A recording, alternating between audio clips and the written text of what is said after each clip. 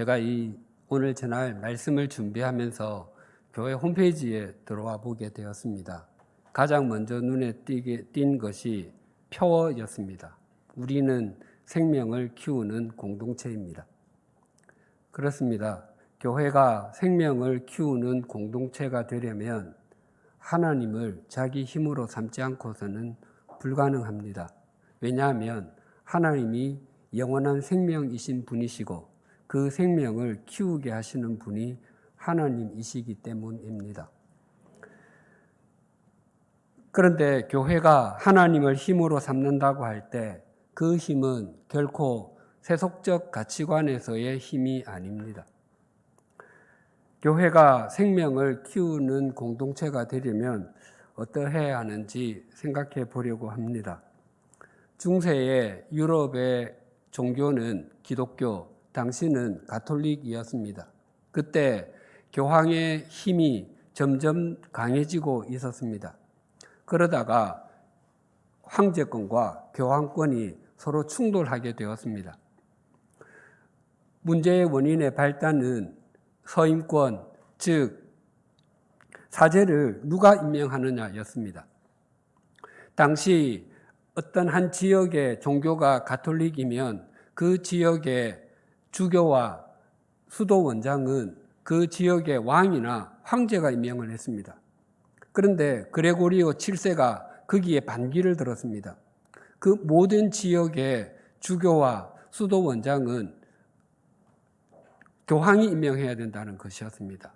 그래서 충돌을 하게 되었는데 그 당시에 그 가톨릭의 힘이 점점 세워지고 있었기 때문에 교황 그레고리오 7세가 신성 로마 제국의 하인리히 4세를 파면시켰습니다. 하인리히 4세는 자기의 황제직을 유지하려면 교황에게 가서 빌 수밖에 없었습니다. 그래서 한겨울에 알프스 산을 넘어서 이탈리아의 카노사 성으로 가서 수도사의 옷을 입고 맨발로 빌었다고 합니다. 이것을 카노사의 굴욕이라고 합니다. 교황권이 황제권보다 더 우위에 있음을 보여주는 상징적인 사건입니다. 그때로부터 약 230여 년이 지난 후에 그 반대의 사건이 있었습니다. 아비뇽 유수라는 사건입니다. 유다가 바벨론 제국의 멸망에서 포로로 끌려가서 70년 동안 포로 생활을 했는데 그 바벨론 유수, 바벨론 포로 생활에 비유해서 아비뇽 유수라고 합니다. 프랑스 왕 필리프 4세가 로마에 있던 교황청을 프랑스 남쪽에 있는 아비뇽으로 68년 동안 옮긴 사건입니다. 그러니 당연히 로마 교황청에서도 교황을 세우고 아비뇽 교황청에서도 교황을 세웠습니다. 교황이 2명이 되었습니다. 서로 자기가 정통이라고 우겼습니다. 그 두 교황을 중재하기 위해서 또 다른 교황을 세웠습니다. 그래서 교황이 3명이 되기도 했습니다. 이 때를 교회의 대분열 시기라고 합니다. 중세 시대를 통해 교황과 국왕은 서로 누가 높은지를 서로 다투었습니다. 교황보다 황제가 더 우위에 있다는 것을 알리기 위해서 이중관을 만들었습니다. 그러니까 교황청에서는 교황의 관을 3중관으로 만들었습니다. 그래서 그 3중관은 지금도 교황이 쓰는 모자의 상징처럼 되어 있습니다. 황제가 달이라고 하면 교황은 태양이라고 했습니다. 서로 누가 높은지로 싸웠습니다. 그들은 황금관을 가지고 자기들이 높다고 싸웠지만 사실 정작 예수님께서는 가시관을 쓰지 않았습니까? 교황 그레고리오 7세가 자기 앞에 무릎을 꿇은 하인리히 4세를 용서해 주었을 때 그는 온 세상의 권력을 다 가진 것 같았을 것입니다. 그때 교회의 힘은 세상의 그 어떤 곳보다도 힘이 센 듯이 보였습니다. 하지만 그때로부터 약 1000년이 지난 지금, 또 종교개혁이 일어날 때까지 그 500년을 교회사에서는 영적인 암흑기, 교회의 암흑기라고 부릅니다. 교회가 세상적으로는 온갖 조명을 다 받는 것 같았는데 실은 짙은 어두움만이 가득했던 것입니다. 교회는 세상의 힘을 갖는 곳이 결코 아닙니다. 교회가 세상적으로 힘을 갖기 시작하면 교회는 이미 힘을 잃은 것과 다름이 없습니다. 그리고 세상적인 힘을 가진 교회는 이미 교회의 역할은 끝이 나게 됩니다. 시편 18편은 다윗이 쓴 시입니다. 그 표제어에 보면 다윗이 여호와께서 다윗을 그 모든 원수들의 손에서와 사울의 손에서 건져주신 날에라고 되어 있습니다. 다윗은 뛰어난 장군이었습니다. 칼이나 창이 없이 물매를 가지고 골리앗 앞에 서는 용기도 있었습니다. 전쟁을 하면 연전연승이었습니다. 이순신 장군, 즉 이순신 제독이 23전 23승이라고 합니다. 다윗도 가는 곳마다 승리를 거두었습니다. 그 전쟁을 치르면서 긴박한 상황들이 얼마나 많았겠습니까? 또 자기 병사가 죽는 것 얼마나 많이 보았겠습니까? 그가 모든 전쟁에서 승리했다 할지라도 무턱대고 나가지 않았을 것입니다. 하나님 모르겠으니까 알아서 해주십시오. 그러지 않았을 것입니다. 자기 장군들과 함께 치밀하게 작전을 짰을 것입니다. 그리고 온 힘을 다해서 싸웠을 것입니다. 그럼에도 불구하고 자신이 칼을 쓰고 창을 쓰는 실력이 뛰어났기 때문에 승리했다고 말하지 않습니다. 여호와께서 건져주셨다라고 고백합니다. 다윗은 삶의 현장에서 하나님의 역사하심, 하나님의 인도하심, 하나님의 은총 베푸심을 경험했던 것입니다. 우리 읽었던 우리 시편 18편 같이 한번 읽어볼까요? 나의 힘이신 여호와여, 내가 주를 사랑하나이다. 여호와는 나의 반석이시요 나의 요새시요 나를 건지시는 이시요 나의 하나님이시요 내가 그 안에 피할 나의 바위시요 나의 방패시요 나의 구원의 뿌리시요 나의 산성이시로다.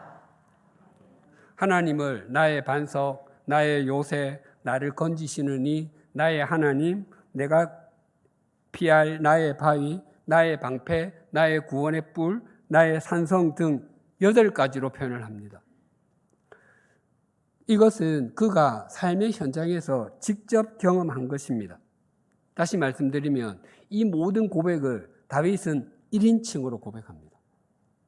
하나님을 자기 1인칭으로 고백하지 않는 사람은 하나님을 자기 힘으로 결코 삼을 수가 없습니다. 2인칭의 하나님, 3인칭의 하나님은 결코 자기 힘이 되지 못합니다. 또 더 중요한 사실이 한 가지 있습니다. 이 시의 표제어가 여호와께서 다윗을 그 모든 원수들의 손에서와 사울의 손에서 건져주신 날에라고 했습니다. 다윗이 헤브론에서 유다의 왕이 된 것은 사울 왕이 죽은 뒤였고 그때 다윗의 나이가 30세였습니다. 그러니까 다윗이 사울 왕의 추격으로부터 도망을 다닐 때는 20대였습니다. 다윗이 20대를 살면서 그의 1인칭이 되는 하나님을 온전히 경험했던 것입니다. 이 자리에도 20대 청년들이 있을 것입니다. 여러분의 시기에 하나님을 1인칭으로 경험하지 못하면 결코 이 시기를 여러분들의 리즈 시절로 만들지 못합니다. 하이 청년에 마찬가지입니다. 신혼부부 마찬가지입니다. 우리 모두가 다 마찬가지입니다.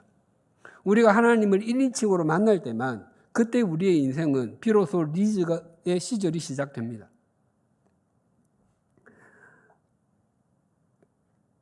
교회가 성경은 우리 각자가 성령의 전이라고 했으니까 교회가 생명을 키우는 공동체가 된다고 하는 것은 우리 자신들이 다 생명을 키우는 사람이 되는 것을 의미합니다. 우리가 생명을 키우는 사람, 생명을 키우는 공동체가 되려면 어떻게 해야 하는지 몇 가지 살펴보려고 합니다. 첫째로 하나님을 힘으로 삼고 생명을 키우는 공동체는 하나님을 향해 창문을 엽니다. 다니엘 6장 10절 같이 한번 읽어볼까요? 다니엘이 이 조서에 왕의 도장이 찍힌 것을 알고도 자기 집에 돌아가서는 윗방에 올라가 예루살렘을 향한 창문을 열고 전에 하던 대로 하루 3번씩 무릎을 꿇고 기도하며 그의 하나님께 감사하였더라. 주전 930년 솔로몬 왕이 죽고 난 뒤에 이스라엘은 남북으로 분단이 되었습니다. 북이스라엘은 208년간 지속되었다가 주전 722년에 아수르 제국에 의해서 멸망을 했고, 그때로부터 136년간 더 남유다는 지속이 되다가 주전 586년에 바벨론 제국에 의해서 완전히 무너졌습니다. 남유다가 바벨론 제국에 의해서 무너지게 된 것은 3차에 걸쳐서 공격을 받았기 때문이었습니다. 그 중에 1차 공격을 받았을 때가 605년경인데 이때에 다니엘과 그의 세 친구 있죠. 사드락, 메삭, 아벳느고가 바벨론으로 끌려왔습니다. 당시 다니엘의 나이가 성경에 나타나 있지 않지만 16살 정도였던 것으로 봅니다. 그런데 다니엘 6장에 나오는 사자굴 이야기는 페르시아 다리오 왕 때의 이야기입니다. 가끔 그 다니엘이 사자굴을 앞두고 기도하는 장면을 그린 그림을 보게 되는데 그때 다니엘을 청년으로 그리는 그림들이 있습니다. 그것은 틀린 것입니다. 다니엘이 끌려오고 나서부터 그 사자굴의 사건이 있기까지는 약 66년의 간격이 있습니다. 다니엘이 16살이 끌려왔다면 적어도 82살이 되었을 때입니다. 다니엘은 페르시아 사람이나 바벨론 사람이 아닙니다. 그가 고관의 자리에 있을지라도 다니엘에게는 그의 라인이 없었습니다. 지금은 여당 할 것 없이 누구 걔라는 라인이지 않습니까? 다니엘에게는 그런 것이 없습니다. 다니엘을 반대하는 사람이 다니엘을 무너뜨리기 위해서 온갖 방법을 구했지만 찾을 길이 없었습니다. 오직 그 방법이 한 가지, 다니엘과 친밀한 하나님과의 관계를 어그러뜨리는 일밖에 없었습니다. 그래서 사자굴을 만들고 30일 동안 왕 외에 다른 사람이나 다른 신에게 무엇을 구하면 사자굴에 넣기로 한 것입니다. 다니엘이 그 조서에 왕의 도장이 찍힌 것을 알고도 늘 하던 대로 자기 집에 돌아가서는 윗방에 올라가 예루살렘으로 향한 문을 활짝 열고 하루에 3번씩 무릎을 꿇고 기도하며 그의 하나님께 감사를 드렸다고 합니다. 문을 닫고 해도 되지 않습니까? 다른 데서 해도 되지 않습니까? 중요한 것은 다니엘이 그렇게 기도했던 것은 그의 오래된 습관이었다는 것입니다. 다니엘이 처음에 끌려왔을 때도 우리가 아는 바와 같이 뜻을 정하여 왕이 마시는 것, 먹는 것 먹지 않겠다고 하지 않았습니까? 습관적 신앙이 흔히 좋지 못한 신앙으로 표현되곤 하는데 습관적인 신앙은 굉장히 좋은 신앙입니다. 오히려 습관이 되지 못한 신앙이 건강하지 못한 신앙입니다. 주일 아침이면 특별한 생각하지 않아도 예배당을 향하는 것이 좋은 신앙이지 않습니까? 주일 아침에 예배당을 가야 되나 말아야 되나 고민을 하면 이미 좋은 신앙인이 아닙니다. 예배당을 향하는 습관을 가진 신앙인이 좋은 신앙인입니다. 또 음식을 앞에 두고 자동적으로 고개가 숙여지는 습관을 가진 사람이 좋은 신앙인입니다. 음식을 앞에 두고 머리를 숙이지 않고 주변을 두리번 하는 것은 좋은 신앙인이 아닙니다. 가끔 식기도 2번씩 하지 않습니까? 교회에서 식사를 같이 할 때 대표자가 와서 기도했는데 그분이 자기 자리에 가서 또 기도하지 않습니까? 유대인들은 손을 들고 기도하는 것이 전통입니다. 그런데 다니엘이 무릎을 꿇은 것은 절박한 상황, 절체절명의 상황에서도 하나님을 신뢰하고 하나님을 자기 힘으로 삼겠다는 결단입니다. 그리고 다니엘이 감사했다고 하는데 그 감사가 사자굴에서 빼주실 것에 대한 감사인가요? 아닙니다. 지금까지 지켜주신 것에 대한 감사입니다. 아마 그 의미는 하나님 사자굴이 있는 거 저 아는데 혹시 제가 사자굴에 들어가서 사자들에게 갈기갈기 찢길지라도 저 하나님 원망하지 않습니다. 지금까지 지켜주시고 인도해 주신 것만 해도 너무너무 감사합니다. 그 고백이었을 것입니다. 다니엘이 그 왕의 조서에 도장이 찍힌 것을 알고도 자기 집으로 돌아가서 제일 먼저 한 일이 예루살렘으로 향한 창문을 여는 것이었습니다. 그 창문은 실제 창문이기도 하지만 다니엘의 삶의 창문, 믿음의 창문이기도 합니다. 그것은 오직 하나님만을 자신의 힘으로 삼겠다는 고백입니다. 흔히 불교를 자력 종교라고 합니다. 자력 종교의 특징은 자기 스스로를 크게 만드는 것입니다. 자기 자신의 그릇을 어떻게든지 크게 해서 자기가 더 넉넉한 사람, 더 좋은 사람이 되려고 합니다. 그래서 더 많은 중생을 품으려고 합니다. 그래서 스님들은 자신의 그릇을 더 크게 하기 위해서 안거라는 것을 합니다. 스님들이 바깥 출입을 끊고 참선 수행을 한 3개월 동안 합니다. 그것을 겨울에 하는 안거를 동안거라고 하고 여름에 하는 안거를 하안거라고 합니다.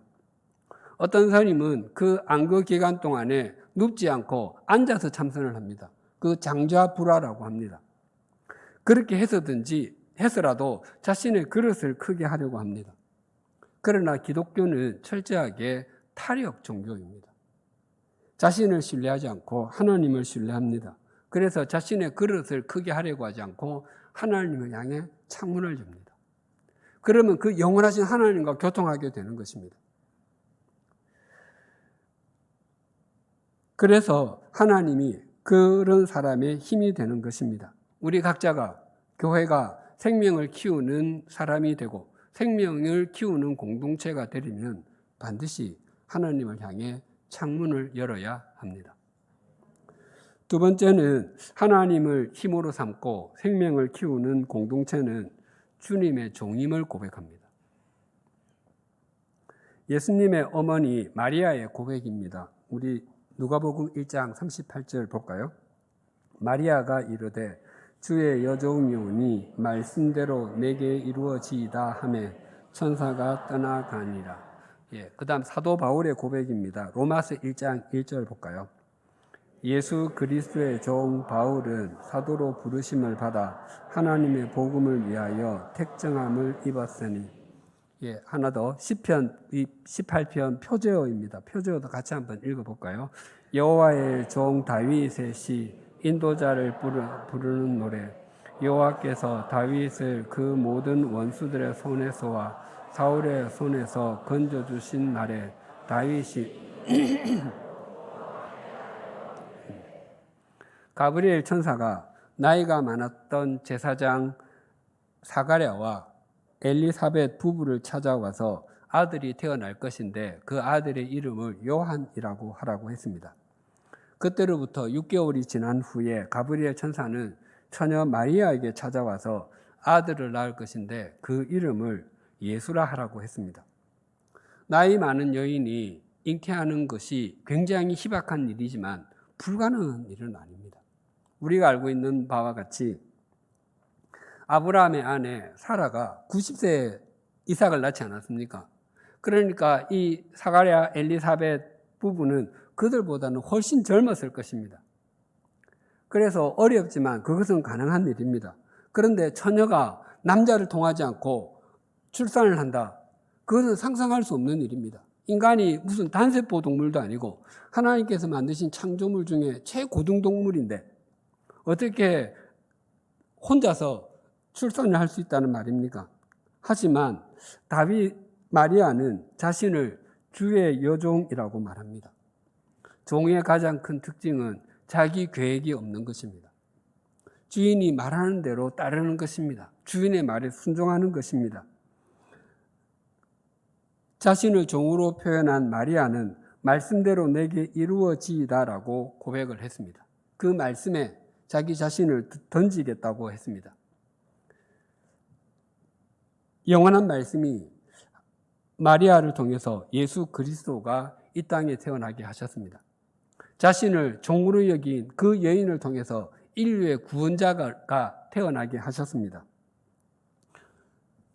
사도 바울은 다메섹으로 가다가 부활하신 주님을 만난 후 사도로 보내심을 받았습니다. 그런데 자기 자신을 표현할 때 사도로만 여기지 않고 종으로 여겼습니다.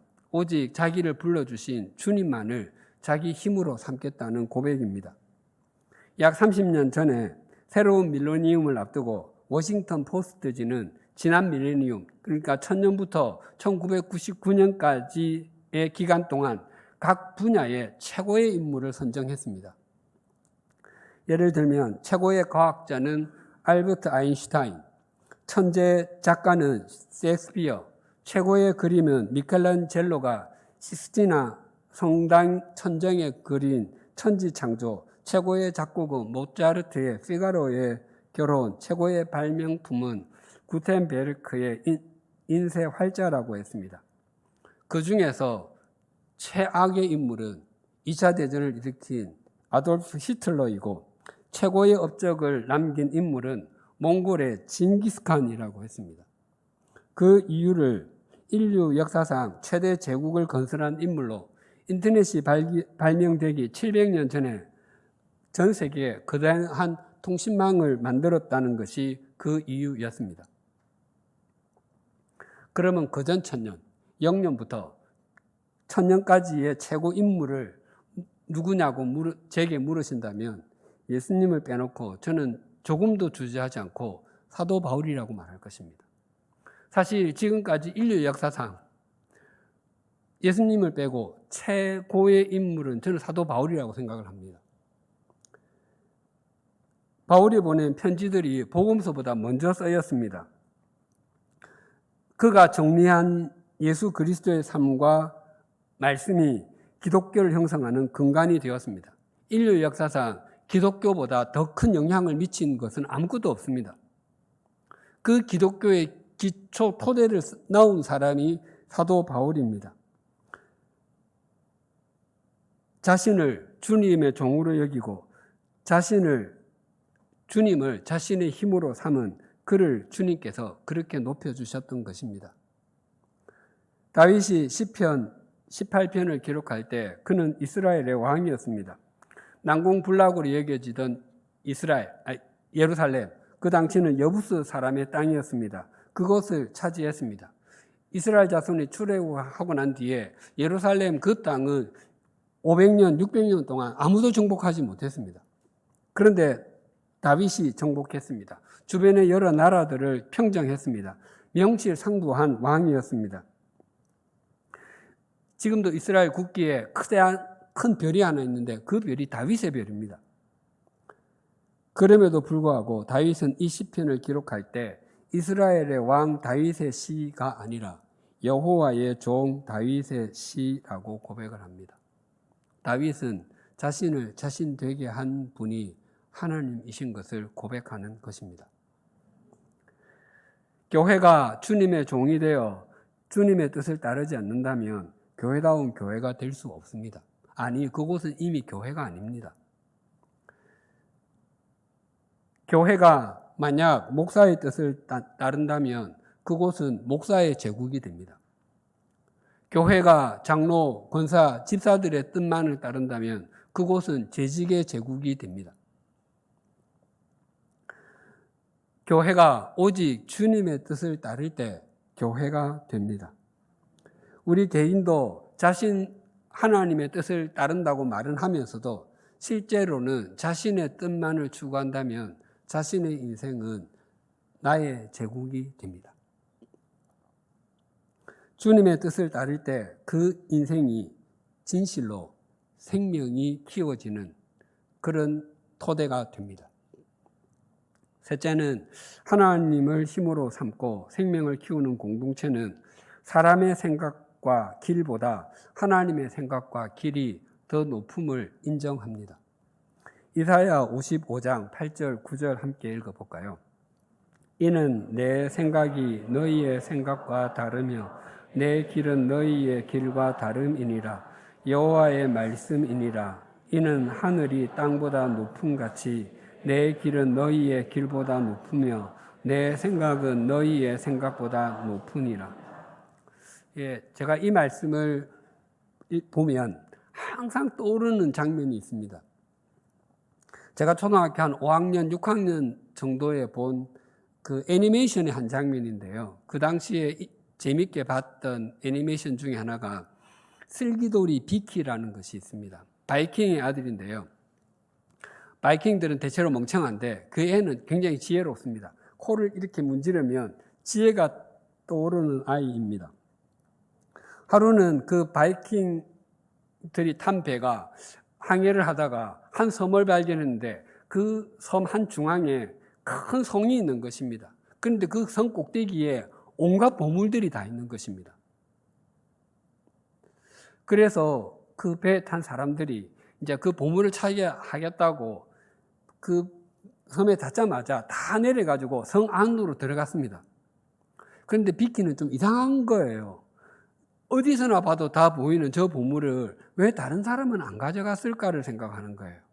그래서 비키는 그 안으로 들어가지 않고 그 배의 돛으로 꼭대기 올라가서 위에서 성 안을 내려다보니까 그 성 안이 결코 빠져나올 수 없는 미로로 되어 있는 거예요. 그러니까 아버지를 비롯해서 여러 바이킹들이 그 안에서 우왕좌왕하고 있는 거예요. 길을 찾지 못하고. 그리고 여기저기에 해골들이 널려 있습니다.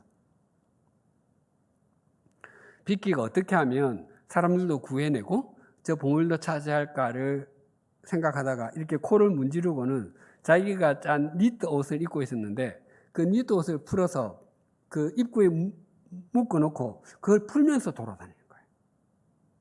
그래서 결국 그 사람들도 구해내고 그 보물도 차지하게 된다는 내용이었는데요. 비키가 그 문제를 해결할 수 있었던 것은 그가 높이 올라갔기 때문입니다. 하나님은 하나님의 생각과 길이 우리의 생각과 길보다 높은 것은 하나님은 높은 데서 보시기 때문입니다. 하나님과 인간과의 차이는 얼마나 차이가 있나? 천지 차이가 있습니다. 천지가 우주가 얼마나인지 아십니까? 그 끝을 아는 사람은 아무도 없습니다. 결코 하나님께서 하시는 일을 인간이 알 수 없습니다. 성경에 보면 정말 우리들이 생각하지 못한 방법으로 하나님께서 역사하시는 장면들이 수두룩합니다. 하나님께서 아브라함을 부르셨는데 그가 갈대아 우르에 있을 때가 75살이었습니다. 그가 100세에 이삭을 낳고 믿음의 조상이 되리라고 누가 생각할 수 있었겠습니까? 또 우리 아침에도 들었지만 요셉이 17살에 애국으로 팔려갈 때 그저 노예였던 청소년이 30살에 애국 당시 초강대국의 총리가 되고 애국으로 내려갔 그때 또 그로 말미암아 그의 아버지의 온 가문이 다 내려오게 되고 그때로부터 400수십 년이 지난 후에 출애굽을 이루는 출발이 될 것이라고 누가 상상할 수 있었겠습니까? 모세가 나일강에 버려지게 되었습니다. 그 버려진 그 아이가 히브리 민족을 구원해 내게 될 것이라고 또 그가 바로 왕의 딸의 양자가 될 것이라고 누가 생각하게 되었겠습니까? 모세가 하나님께 다시 부르심을 받을 때가 80살이었습니다. 그것은 노획장을 과시했다는 말이 아닙니다. 시편 90편에 모세가 쓴 시 한 편이 있는데 우리의 연수가 70이요 강건하면 80이라고 했습니다. 건강한 사람도 80이 되면 다 죽더라는 것입니다. 그 죽음을 임박 앞둔 목전 둔 사람이 그렇게 엄청난 일을 하게 될 것이라고 누가 상상을 할 수 있었겠습니까? 모압에 살던 한 소녀 룻이 이민 온 가족을 만나서 남편이 또 죽고 시아버지도 죽고 베들레헴으로 와서 다윗의 증조모가 되고 예수님의 조상이 될 것이라고 누가 상상했겠습니까? 페르시아에 살던 포로민의 딸 게다가 조실부모하여 사촌 오빠를 아버지처럼 따랐던 소녀가 페르시아 제국의 왕후가 되고 유대인들을 구원하는 통로가 되어 불임절 절기의 주인공이 될 것이라고 누가 상상할 수 있었겠습니까? 갈릴리에서 배운 것 없고 가진 것 없었던 어부들, 또 세리가 되어서 돈을 움켜쥐는 것만이 성공하는 길이고 행복한 것이라고 믿었던 세리 마태를 비롯하여 그런 사람들이 예수님의 제자가 되어서 인류를 바꾸게 될 것이라고 누가 생각했겠습니까? 사도 바울, 예수와 그를 따르는 사람은 모두 사라지는 것이 마땅하다고 생각을 했던 그 사람이 주님의 사도가 되어서 그가 쓴 편지들이 성경이 되고 그 말씀들이 인류를 바꾸게 될 것이라고 누가 상상할 수 있겠습니까? 예, 나사렛의 처녀가, 나사렛은 구약 성경에 단 한 번도 나오지 않습니다. 그러니까 나사렛은 벽촌 중에서도 벽촌입니다. 그 처녀가 성령님으로 인해서 하나님의 아들을 잉태할 것이라고 누가 상상했겠습니까? 이 모든 것이 하나님의 생각과 하나님의 길은 사람의 생각과 사람의 길보다 높음을 보여줍니다. 이런 하나님을 자기 힘으로 삼지 않고 자기 생각, 자기 능력, 교회 규모, 교회 재정 등을 자기 힘으로 삼는 교회는 생명의 통로가 될 수 없습니다. 교회와 그리스도인 중에서 하나님의 능력, 즉 하나님의 전지전능하심과 무소부재하심을 부인하거나 부정하는 경우를 제가 거의 만나보지 못했습니다. 그러니까 하나님의 전능하심은 그리스도인은 거의 대부분 인정을 합니다. 그런데 하나님의 지혜를 인정하는 그리스도인은 만나기가 참 어렵습니다. 우리 그리스도인들 중에 정말 많은 사람이 하나님보다 자기 인생을 자기가 더 잘한다고 생각을 합니다. 그래서 자기 인생 계획을 자기가 세웁니다. 그리고 하나님께는 그렇게 되게 해달라고 조릅니다. 하나님께서 보시고 씩 웃고 계실 거예요. 내 길은 너희의 길과 달라. 내 길은 너희 길보다 높아. 내 생각은 너희 생각과 달라. 내 생각은 훨씬 더 심오해. 우리의 인생, 지나온 인생을 돌아보면 우리 뜻대로 된 것이 많습니까? 뜻대로 되지 않는 것이 더 많습니까? 예, 우리 뜻대로 되지 않고 하나님께 해주신 일이 더 많습니다. 그것이 정말 중심으로 받아들여진다면 우리의 남은 인생도 그렇지 않겠습니까?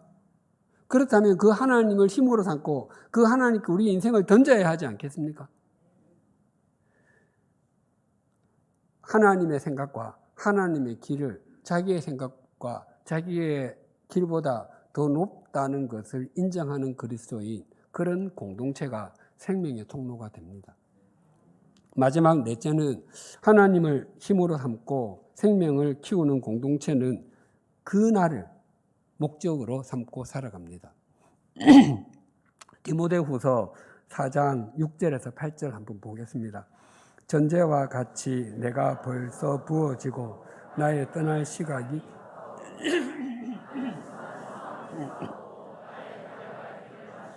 믿음을 지켰으니 이제 후로는 나를 위하여 의의 면류관이 예비되었으므로 주 곧 의로우신 재판장이 그날에 내게 주실 것이며 내게만 아니라 주의 나타나심을 사모하는 모든 자에게 도니라.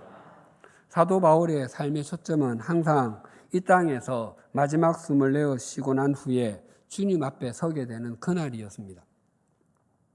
그날, 즉 that day가 이날, this day를 규정한다라는 말이 있습니다. 결혼식을 3개월에서 5개월 앞둔 신랑과 신부가 있다면 그들의 삶은 모두 그날에 맞춰져 있을 것입니다.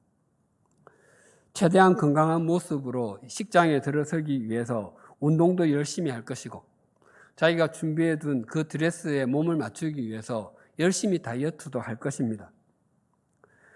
또 그 이후에 어떻게 더 나은 삶을 위해서 씀씀이도 조절하게 될 것입니다. 물론 결혼을 몇 개월 앞두고 자기 마음대로 먹을 수 있습니다. 또 마음대로 쓸 수 있습니다. 그래서 훨씬 덜 건강한 모습으로 식장에 들어설 수도 있고요. 또 무계획적으로 경제 소비를 하다가 결혼 후에 어려움을 맞이할 수도 있습니다. 중요한 것은 내가 지금 어떻게 사느냐에 따라서 그 결과는 자신에게 고스란히 남는다는 것입니다. 이런 말이 있습니다. 최후에 웃는 자가 진짜 웃는 자다. 또는 마지막에 웃는 자가 최후의 승자다. 그러면 마지막에 웃는 사람이 되고 최후의 승자가 되려면 어떻게 하면 되겠습니까? 마지막이 가까워 왔다고 생각하면 그때부터 열심히 살면 되겠습니까? 아닙니다. 마지막에 웃는 자가 최후의 승자라는 말은 마지막을 강조하는 말이 아니라 지금을 강조하는 말입니다. 그 판가름이 마지막에 나는 것 같지만 그 판가름은 지금부터 이미 나고 있다는 것입니다. 왜냐하면 마지막에 웃고 마지막에 승리자가 되기 원하는 사람은 지금부터 그것을 준비하기 때문입니다. 교회가 그리고 하나님을 자기 힘으로 여기는 사람이 그날을 목적 삼고 살아가는 것은 그날 이후에 자기의 영혼을 책임져 주시고 받아주실 분이 오직 하나님밖에 없기 때문입니다. 우리가 이 땅에서 마지막 숨을 쉬고 나면 반드시 하나님 앞에 서게 됩니다. 그때가 믿지 않는 사람에게는 심판의 날이지만 그때가 우리 그리스도인에게는 상급을 받는 날입니다. 심는 대로 거둔다는 것은 하나님의 중요한 법칙 가운데 하나입니다. 교회 공동체가 우리 각자가 하나님을 진실로 믿는다면 하나님 앞에 서는 그날이 있다는 것을 한순간도 잊으면 안 됩니다. 과거에 많이 불렀던 복음성가 중에 내일 일은 난 몰라요가 있습니다. 그 1절 전반부 가사가 이렇습니다. 내일 일은 난 몰라요. 하루하루 살아요. 불행이나 요행함도 내 뜻대로 못해요. 험한 이 길 가고 가도 끝은 없고 고뇌요. 주님 예수 팔레미사 내 손 잡아주소서. 이 가사의 의미는 자신의 인생이 자기 계획대로 펼쳐지지 않는다는 의미입니다. 매일매일 열심히 살아가지만 자신의 인생을 주님께 의탁할 수밖에 없다는 것입니다. 이 노래는 외국곡을 번안한 것입니다. 우리말로는 1절부터 3절 가사가 다 다르지만 본래 곡은 후렴이 있습니다. 이 노래의 1절 우리말 가사는 이렇습니다. 내일 일은 난 몰라요. 장래 일도 몰라요. 아버지여 날 붙드사 평탄한 길 주옵소서. 그런데 원곡의 후렴은 이렇습니다. 내일에 관한 많은 것을 나는 이해할 수 있다고 여기지 않습니다. 그러나 나는 내일을 쥐고 계신 분이 누구신지 압니다. 또한 내 손을 잡고 계신 분이 누구신지도 압니다. 우리에게 어떤 일이 펼쳐질지 알지 못해도 우리의 내일을 쥐고 계시고 우리의 손을 잡고 계신 하나님이 계십니다. 그분을 우리의 힘으로 삼는데 우리의 삶에 또 우리 공동체에 생명이 역동하지 않겠습니까? 양산중앙교회가 여기까지 올 수 있었고 또 우리 각자가 지금까지 여기까지 올 수 있었던 것은 그분이 우리의 반석이 되어주시고 우리의 요새가 되어주시고 우리를 건져주시고 우리의 하나님이 되어주시고 우리의 피할 바위가 되어주시고 우리의 방패도 되어주시고 우리의 구원의 뿔과 산성이 되어주셨기 때문 아닙니까? 이 고백이 진심으로 고백이 되신다면 이 시간 이후로 우리 자신이나 세속적인 가치관을 자신의 힘으로 삼지 말고 오직 하나님만을 힘으로 여기고 그분만을 목적 삼고 살아가십시다. 그렇게 우리가 살아가게 된다면 우리 리즈 청년부, 하이 청년부, 신혼부부 할 것 없이 이 양산중앙교회 모든 공동체가 언제나 생명이 역동하는 주님의 통로가 될 것입니다. 기도하시겠습니다. 하나님 아버지, 우리의 지난 세월을 돌아보면 하나님의 은혜가 아닌 것이 없고 또한 하나님께서 내밀어 주신 신비한 손길이 얼마나 많았는지 셀 수도 없음을 고백합니다. 또한 우리를 양산중앙교회로 불러주시고 공동체의 일원으로 삼아주신 것 감사합니다. 우리가 어디에 있든 무엇을 하든 오직 하나님만을 자기 힘으로 삼고 살아가게 하여 주시옵소서. 하나님 아버지, 바라옵나니 하나님을 자기 힘으로 삼는 양산중앙교회 공동체가 믿음과 삶의 창문을 하나님을 향하여 늘 열게 하시고, 또한 교회는 주님의 뜻에 순종하는 주님의 종, 주님의 통로인 것을 잊지 않게 하여 주시옵소서. 또한 하나님의 생각과 길이 우리의 것보다 비교할 수 없을 정도로 높은 것도 잊지 않게 하여 주시옵소서.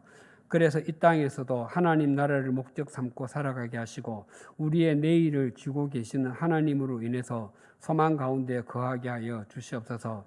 그리하여 양산중앙교회 공동체가 생명이 역동하게 하시고 주님의 통로, 주님의 손과 발이 되게 하여 주시옵소서. 우리의 생명이 얼마 남았든지 오직 주님을 목적 삼고 살아 생명이 역동하는 것을 확인하며 살아가게 하여 주시옵소서. 예수님의 이름으로 기도드립니다. 아멘.